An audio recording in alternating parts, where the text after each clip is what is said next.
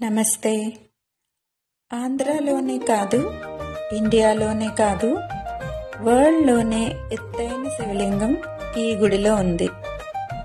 ఈ గుడి కేరళలోని తిరువనంతపురానికి 26 కిలోమీటర్ల దూరంలో ఉన్న చంకల్ అనే చిన్న ఊరిలో ఉన్న మహేశ్వరం శివపార్వతి ఆలయం. ఈ గుడిలోని 111 అడుగుల ఎత్తైన ఈ శివలింగం ప్రపంచంలోనే ఎత్తైనదిగా పేరు తెచ్చుకుంది. ఈ ఆలయానికి ఉన్న ప్రత్యేకతలు చాలానే ఉన్నాయి.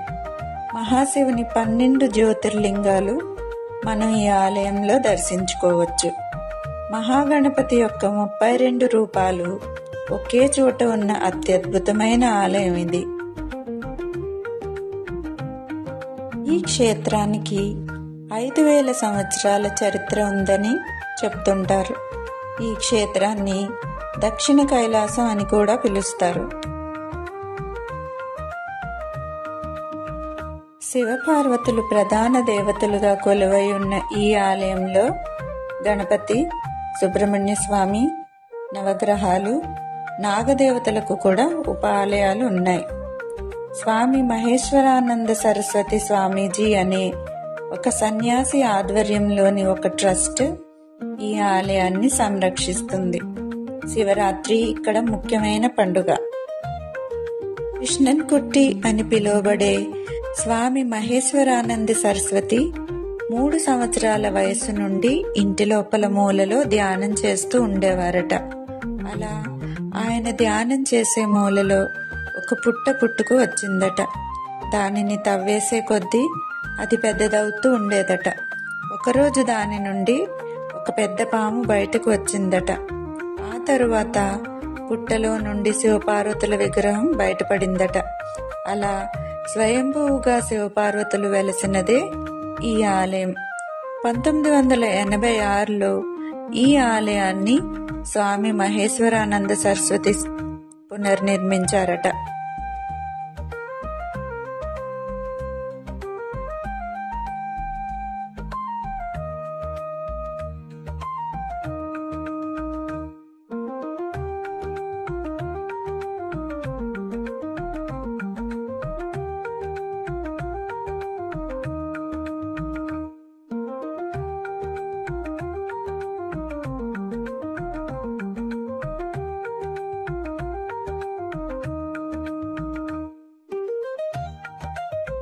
శ్రీ శివపార్వతి ఆలయంలోని శివలింగం 111.2 అడుగుల ఎత్తుతో ప్రపంచంలోనే అత్యంత ఎత్తైన శివలింగంగా ఇండియా బుక్ ఆఫ్ రికార్డ్స్ లోకి ప్రవేశించింది. శివలింగం నిర్మాణం 2012లో ప్రారంభించారట. కాశీ, గంగోత్రి, ఋషికేశ్, రామేశ్వరం, ధనుష్కోటి, బద్రీనాథ్, గోముఖ్ మరియు కైలాష్ నుండి తెప్పించిన నీరు, ఇసుక, మట్టిని ఈ నిర్మాణంలో ఉపయోగించారట. ఈ నిర్మాణంలో 8 అంతస్తులు ఉన్నాయి. వాటిలో 6 మానవ శరీరంలోని 6 శక్తి కేంద్రాలని సూచిస్తాయి. మొదటి అంతస్తులో 108 శివలింగాలు ప్రతిష్ఠించబడ్డాయి. పై అంతస్తులో కైలాసంలో శివపార్వతులు 1000 రేకుల కమలం మీద కూర్చుని ఆశీర్వదిస్తూ ఉంటారు. అంతేకాదు, వైకుంఠంలోని విష్ణుమూర్తిని, నాభి నుండి పుట్టిన శ్రీ మహాలక్ష్మిని కూడా ఇక్కడ దర్శించుకుంటాం.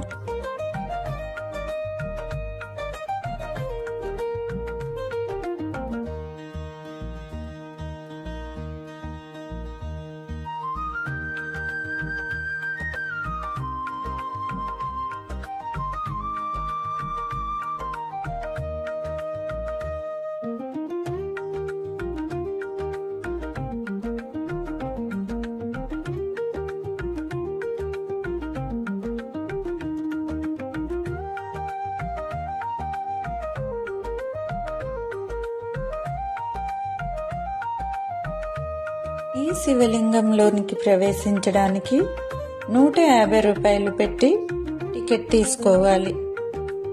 మనతో పాటు ఒక పూజారి వచ్చి మనకి లోపలి విశేషాలను వర్ణిస్తారు.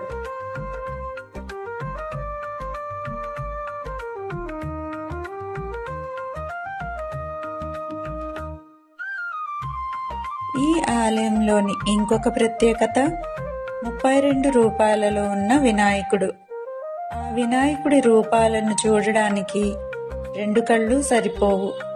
ఈ రకమైన ఆధ్యాత్మిక అనుభూతిని స్వయంగా అనుభవించి తీరవలసిందే. ఆ అనుభూతి మీ అందరికీ కూడా అతి త్వరలో కలగాలని కోరుకుందాం. ఓం నమః శివాయ.